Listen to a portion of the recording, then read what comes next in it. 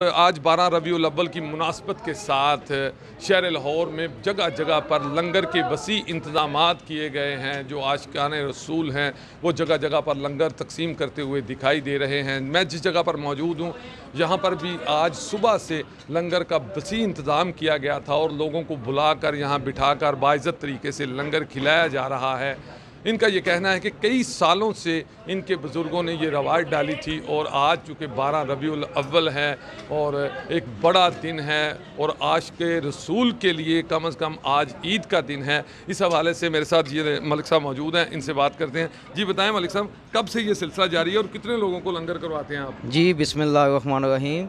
ये तकरीबन काफ़ी सालों से हमारे बुज़ुर्गों की रवायत है कि 12 रबीउल अव्वल दिन ये लंगर का इस्तेमाल किया जाता है। तो सुबह से लेके शाम तक ये लंगर जो है ना लोगों को बिठा के हम करवाते हैं।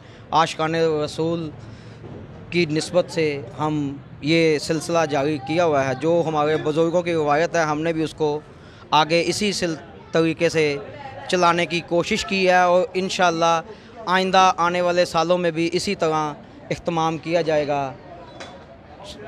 सरकार की आमद, मरहबा। सरकार की आमद। जी बिल्कुल, आपने इनकी गुफ्तगू जानी कि इसी तरह से ना सिर्फ एक जगह बल्कि शहर भरा पड़ा है। शहर की जगह जगह मुख्तलिफ़ जगहों पर लोग वसी तर लंगर के इंतज़ामात कर रहे हैं। आशिकाने रसूल जो हैं वो आवाज़ें देकर लंगर जो है वो करवा रहे हैं। कहीं भटूरे पकाए जा रहे हैं तो कहीं बिरयानी, और यहाँ पर जहाँ मैं मौजूद हूँ यहाँ पर बिरयानी पालक का लंगर किया जा रहा है और सुबह से किया जा रहा है। कई घंटों से इसी तरह से ये लंगर का सिलसिला जारी है और लोग आ रहे हैं लंगर करते हुए, लोग वापस जा रहे हैं। और लोगों का यही कहना है कि आज हमारे लिए ईद का दिन है, चूँकि सरकार की आमद का दिन है। सरकार की आमद मरहबा, सरकार की आमद मरहबा, इसी के नारे लगाते हुए लोग आ रहे हैं और इसी तरह लंगर करने के बाद लोग जो है वो बाइज़्ज़त तरीके से वापस जा रहे हैं। जी।